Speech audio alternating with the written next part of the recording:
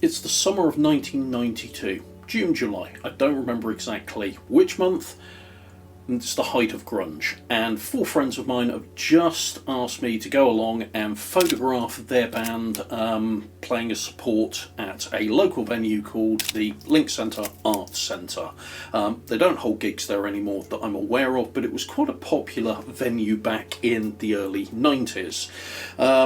And what I want to do is run through and talk to you about photographing this gig while you just look at some of the 36 images that came from it. Well, that's actually not true, but I'll come on to that in a moment. The 36 I'm going to show you that you are looking at now are effectively a roll of film and the 36 images on it, some good, some bad, some completely unusable, that shaped an awful lot of my photography going forward, and as I say, I want to explain exactly why that is, but these are arguably the 36 most important images to my approach to photography even to this day.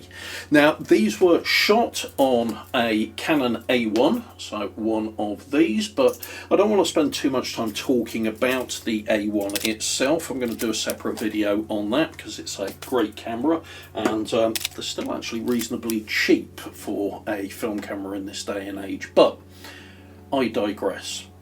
Why was this the most important roll of film I shot, and why does it still affect my photography to this day?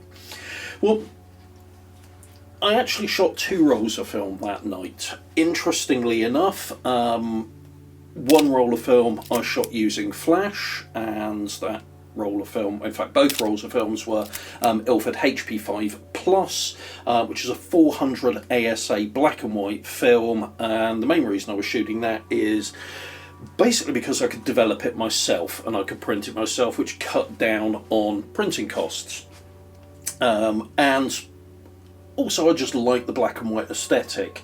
So I shot one roll, the first roll of the evening, using flash. That's not the roll I want to focus on here. The second roll I shot, I actually pushed, so increased the ASA, so made it more sensitive to light, from 400 ASA to 1600 ASA, so quite a big increase, and you can do that with film. It does have some repercussions, so you get more grain on them, which is actually, if the film's good and it's well developed, ends up giving you quite a nice aesthetic look on there, and it's a look that a lot of people associate with music, photography and live photography of that nature. And it also increases the contrast and generally decreases the exposure latitude of the film. And what that basically means is it cuts down the difference between the darkest dark and the lightest lights, which is where you get the contrast increase from, and gives it quite a bold look. Now, that has become something I like to emulate in all of my film and digital photography to this day if I'm shooting music. So it's something that stayed with me to the other gigs and bands that I photographed back in the 90s with my film cameras, and it stayed with me right the way through with all of the other work that I now do shooting digital. And interestingly enough, I actually think it stood me in good stead picking up last year band and music photography on digital, because while back in the 90s, using flash to photograph gigs was, it wasn't really seen as a major issue, particularly, at the local band level that we're looking at here. But in this day and age, with digital cameras, cameras that are so sensitive to light that you just couldn't get film that could be pushed this hard or this extreme as you can.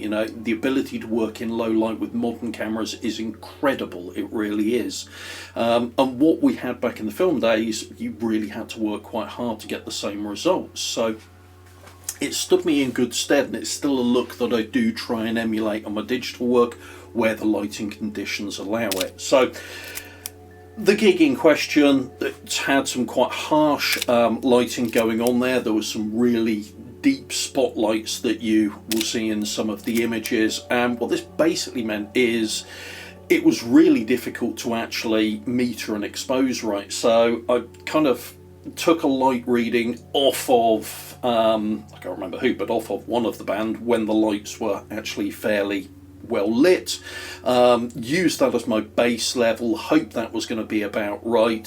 Focusing was incredibly difficult, I do remember that just from shooting bands back in the day.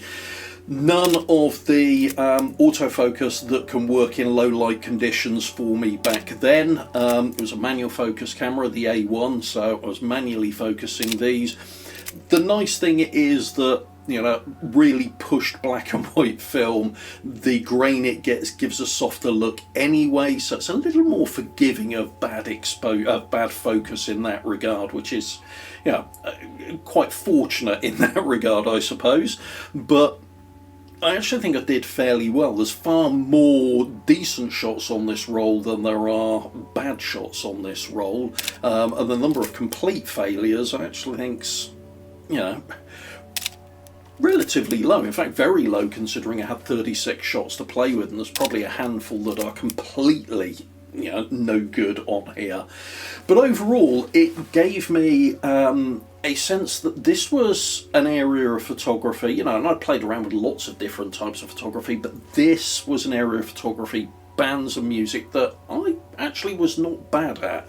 I could produce some fairly decent results off of this, and when I developed the film, produced a contact sheet, looked at them, I thought, actually there's some pretty good stuff in here. I mean, the negatives, because of how dark it was, are incredibly thin, and printing them took quite a bit of work. And the images that you've seen today, while I have scanned them with a digital camera and obviously edited them in this case Lightroom, I've been very careful to make sure that when I've edited these in Lightroom, I've done absolutely nothing that I could not have done in the darkroom back in the 90s when I was printing these myself. So they are as faithful for a digital scan to the original prints I did and have long since lost many years ago, back in the 90s. So that's just a little bit of a look at, as I say, the most important roll of film I think I ever